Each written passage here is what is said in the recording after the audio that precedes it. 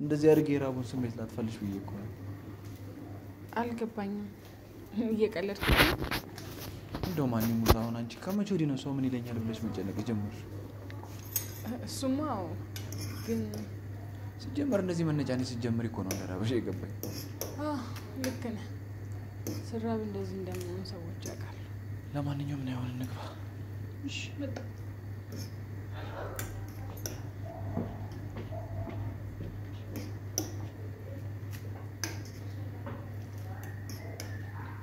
ወይኔ ሰዎች ጋር ወዳድነት ብቻ ነው ታሪኬ።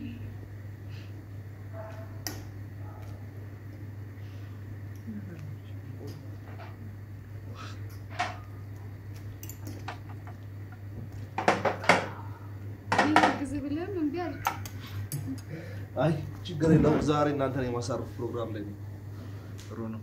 ሚስቴን አንዳንዴ እንደዚህ የሚያሳርፋት ያስፈልጋል። ሰኒስ እንደዛ ቻክሏ ይጠፋች እንዴ? አንተ ጋር ኪችን አልነበረች? ሰላም እንዴት ናችሁልኝ? ውድ የጽናት ድራማ ቤተሰቦች ደህና ናችሁ ወይ? እንዲሁም የኔ የሰብለ ውድ ቤተሰቦች የኔ ተወዳጆች ደህና ናችሁ ወይ? እኔ በጣም ደህና ነኝ፣ እግዚአብሔር ይመስገን። ሰላማችሁ ብዝት ይበልልኝ። ደህና ናችሁ ወይ? ጽናት ድራማ እንግዲህ ከታገሱት የማያልፍ ነገር የለም የሚባለውን አባባል ማለት ነው። ከጽናት ድራማ ወይም ደግሞ ከጽናት ከራሷ ጽናት የምትባለው ካራክተር ማለት ነው ከሷ መማር እንችላለን። እንግዲህ ያሳለፈችው ስቃይ ከአስተዳደጓ ጀምሮ ያለ እናት ማደጓ በብዙ ስቃይ ውስጥ አድጋ ደግሞ ከዛ ደግሞ ያው የድሃ ልጅ ስትሆኑ ደግሞ እንግዲህ ያው የድሃ ስላችሁ የገንዘብ ድሃ ማለት ነው። ያው ድህነት ጥሩ ነገር አይደለም። ብዙ ሰው የገንዘብ ድሃ ነኝ ምናምን ሲባል እንዴ ጤና ካለሽ ድሃ ነኝ ትላለሽ እንዴ ምናምን ይላሉ። ዙሮ ግን ደግሞ ገንዘብ ማጣትም ድህነት የኛውን ፈጣሪያው ሰጥቶናል፣ እግዚአብሔር ይመስገን። ግን ገንዘብ ማጣትም ግን ድህነት ነው አይደለ? ገንዘብ እስኪያዩት ማጣት በጣም መጥፎ ነገር ነው። እንደውም ሰዎች ያገሏችኋል። ከሰዎች ጋር ማህበራዊ ህይወት ራሱ አይኖራችሁም። በሰዎች ዘንድ አትከበሩ። በጣም ብዙ ነገር የናንተ የኢኮኖሚ መቃወስ እንዳለ ሆኖ በሰዎች ዘንድ ራሱ ጥሩ እይታ እንዲኖራችሁ አያደርግም። ድህነት ምንም አይወደድም፣ ጥሩ ነገርም የለውም። ግን ብዙ ሰው ድሃ ነኝ አትበሉ ጤና ካላችሁ ይባላል። አዎ ጤና ትልቅ ነገር ነው። አንዳንዴ ሀብት ኑሮ ደግሞ ጤና ከሌለ መሰቃየት ነውና ትልቁ ጤና ያው ትልቁ ሀብት ጤና ነው። እሱን አንረሳም እንደዛ ስንል ማለት ነውና ጽናት በገንዘብ የድሃ ልጅ ስለሆነች ትምህርት መማር ምንም ትታ ሰው ቤት ተቀጥራ ትሰራ ነበር አይደለ? ከዛ ደግሞ እንደ ስቃይ እንደሚደርስባት የጥንካሬዋ የመታገሷ መጨረሻ ላይ ግን ለሷ ትግስቷ ያመጣላት መልካም ነገር ነውና አንዳንድ ጊዜ በመከራ ውስጥ መጽናት ችግሮችን ማሳለፍ መጠንከር መጨረሻው በጣም ነው የሚያምረው። ልክ እንደ ጽናት ማለት ነው። ግን ጽናት የቤቱን ውድ ልጅ የሆነ ማለት ነው ያው የቤታቸውን የስሰት ልጅ የሆነውን ልጅ ጠብር ግፍ አድርጋ በቁጥጥሯ ስር ያዋለችው ስለታገሰችና ነገሮችን ዝቅ ብላ ቀን እስኪያልፍ ድረስ ስለታገሰች ነው እንጂ ልክ እንደዛ ሲያሰቃዩት ምናምን አሁን እኛ እንናደዳለን አይደለ? እንደዛ ሲያሰቃዩት ለምን ትታትወጣ ምናምን እንላለን እኮ። ግን እሷ መታገሷ ምን እንዳመጣላትና በጣም ደስ ይላል። ኪራና ጽናት እንግዲህ አብረው መሆናቸው ማለት ነው። ይሄ በጣም መጥፎ ነገሮችን አሳልፋለች።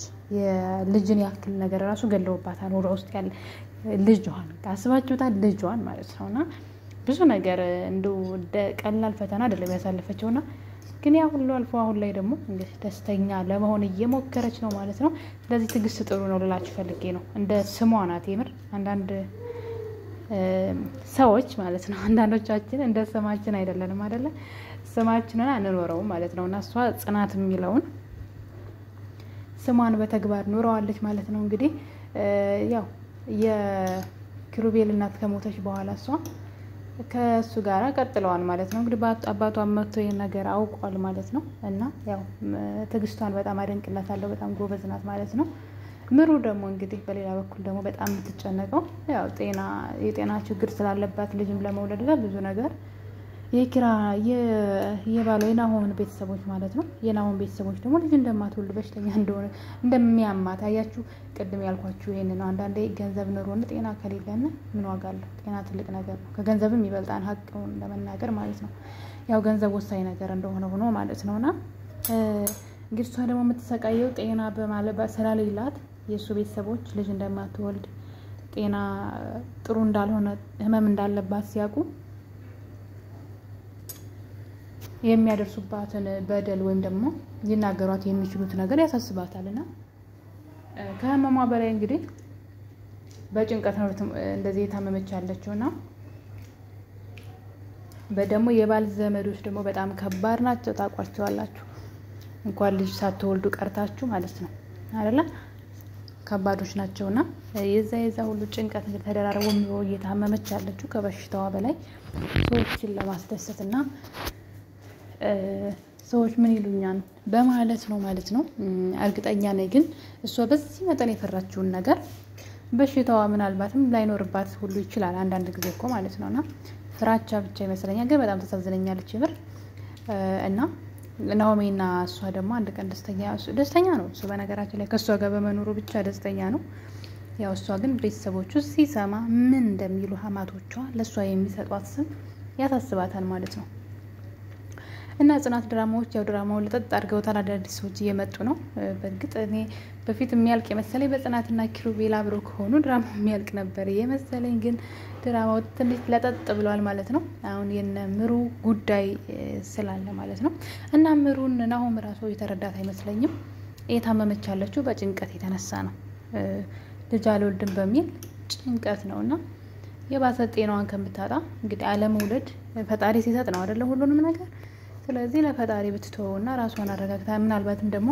የተሻለ ነገር ፈጣሪ ያስቦላት ሊሆን ይችላል ብዬ አስባለሁ ምሩ በጭንቀት ልትሞት ተነስታለች ማለት ነው ከጽናት ግን ጥንካሬን መማር አለባት እንዴት ነው ተስፋ ማድረግን ማለት ነው ጥንካሬ ጠንካራ ናት ግን ተስፋ ማድረግን ነገ የተሻለ ይሆናል ብሎ ሰው ተስፋ ካደረገ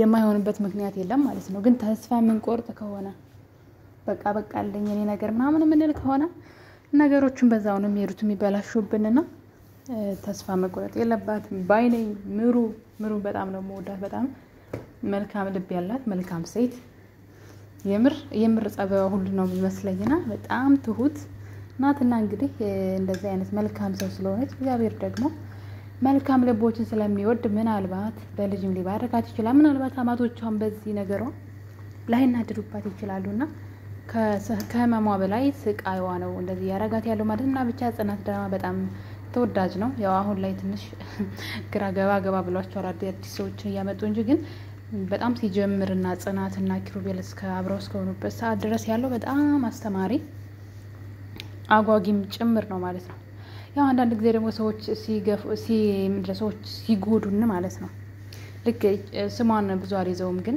የጽናትና የምሩ ጓደኛ ራሷን ብቸኛ እያደረገች ያለችው ማለት ነው ለራሷ ቀለበት አስራ ያለች እና ማለት ነው ከሷ ትግስት ማድረግ አለባት በያስባለሁ እና ያው ብዙ ጊዜ ነው መከታተል ካቆምኩኝ በአንዳንድ ነገሮች ምክንያት ማለት ነው እንደ አዲስ ሳይው አዲስ ፊልም እየመሰለኝ ያው ግን አሪፍ ላይ ናቸው እንግዲህ ሁላቸውም ከጽናት መማር አለባቸው ብዬ አስባለሁ ጽናትን በጣም ነው የምወዳት ከሷ ብዙ መማር እንችላለን ሁላችንም ተስፋ የምንቆርጥ በቀላሉ እጅ የምንሰጥ ሰዎች ነገ ሌላ ቀን እንደሆነ ከጽናት በደንብ መማር የምንችለው ነገር አለ ብዬ አስባለሁ እና ከብዙ ፈተናዎችን አልፋ ነው እዚህ የደረሰችው ማለት ነውና ያ መታገሷ ደግሞ ይሄን ስለመጣላት በጣም ነው ደስ የሚለው ከኪራ ጋር አብራ መሆኗ ማለት ነው እንደምታውቁት ኪራ በጣም መጥፎ ጸባይ ያለው ሰው በተለይ ለሷ ማለት ነው ለሌሎች ሰዎች በጣም ጥሩ መልካም ሰው ነው ለሷ ግን በጣም እኔ አይደለም እንኳን አብሮ በፍቅር ለመኖር ቀርቶ እንደው ምንም በቃ ለማያስደርግ ንግግር ነበር የሚናገራትና በጣም ነበር የሚያንቋሽሻት ቤቱ ሰራተኛ በሆነችበት ጊዜ ያው ኢትዮጵያ ውስጥ ታውቃላችሁ ሰራተኛ እንደ ቆሻሻ ነው የምትታየው ሀቅ ስለሆነ እንደ የፈለገ ጥሩ ሰው ቢሆኑ ማለት ነው ግን ከአሁን አረቦቹ ጥሩ ናቸው አይደል አረቦቹ እንዴት ነው መጥፎ ሰዎች ሊኖሩ ይችላሉ ግን አረቦቹ አሁን በውስጣቸው እኮ አናቅም የውስጣቸውን ሳይሆን ከላይ በቅልክ እንግዲህ ባዶች ናቸው ከነሱ መተን ከሩቅ ሀገር መተን ተገዝተን ነው የምንሰራው ግን አብዛኞቹ ግን ክብር አላቸው ለሰራተኞቻቸው ለሚናገሩት ነገርና ኢቨን ሰራተኞቻቸውን በጣም ነው የሚያከብሩት። ኢትዮጵያ ውስጥ ግን ችግር አለ።